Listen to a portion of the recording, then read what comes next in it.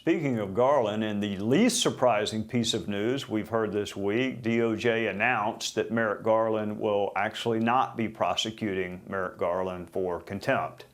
Joining us is John Ratcliffe, who had a front row seat for most of DOJ's issues over the past several years. He investigated DOJ in Congress and was once the United States Attorney. Director Ratcliffe, thank you for being here. Happy Father's Day to you. Let's start with a laptop. Why in the world would federal prosecutors use Russian disinformation to prosecute the president's son?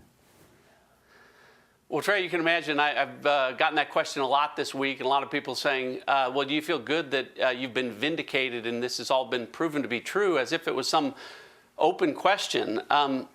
Trey, this has always been a settled matter. It's never been open to discussion or opinion. Either the government, has the murder weapon with the defendant's DNA all over it, or they don't. And in this case, the government always had Hunter Biden's laptop with the evidence of his crimes on it. And so, that wasn't a matter of judgment or opinion. That was based on conversations that I was having at the time with the Attorney General, Bill Barr, and with the FBI Director, Christopher Wray, and we put out statements because people like Adam Schiff and then later these 51 intelligence officials were attempting to mislead the American people about that. And, the problem, Trey, is that some of the people on that letter that organized that, Jim Clapper, John Brennan, Mike Morrell, these are the same people that did the same thing in 2016 when they ran the first Russia collusion hoax. And so, at some point it crosses over from campaign dirty trick into actual election interference, and it's something that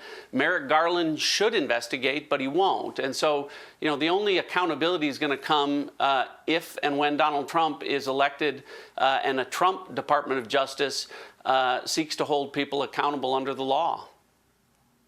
Speaking of A.G. Garland, one other thing he's not going to do is prosecute himself. So contempt of Congress is not going to go anywhere. But, as you know, the justice system is going to be on the ballot this fall. So you're a former U.S. attorney. Believe it or not, folks on both sides of the aisle respected your legal acumen when we were in Congress together. So how do we get politics out of the justice system? Well, Trey, like you talked about, in the blink of an eye, the Biden DOJ said, no, we're not going to prosecute Merrick Garland or take any action for him ignoring congressional subpoenas. And so, in the short term, he's going to get away with it. In the long term, the problem for Merrick Garland is he's Jim Comey.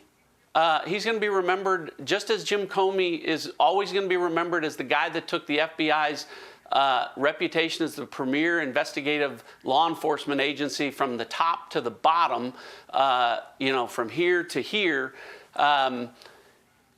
Merrick Garland is doing the exact same thing with this Department of Justice and a two-tiered system of justice that is so apparent to the American people. I mean, Merrick Garland is the one saying, well, we have to respect the verdict that came out of New York.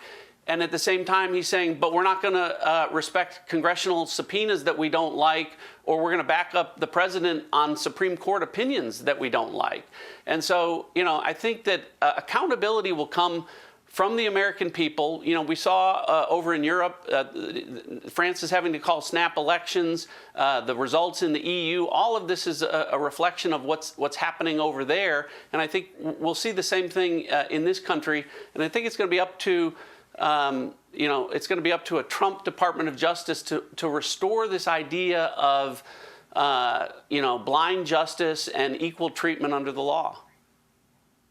I actually knew, Director, that you would not feel vindicated when this was exposed, because I thought that your feeling would be one of disappointment, that the intelligence community had allowed itself to be used as pawns in a political race. So I never thought you would feel vindicated. I thought you would feel disappointment and sadness, and I think I was right. John Lee Ratcliffe, happy Father's Day. Thank you for joining us on a Sunday night.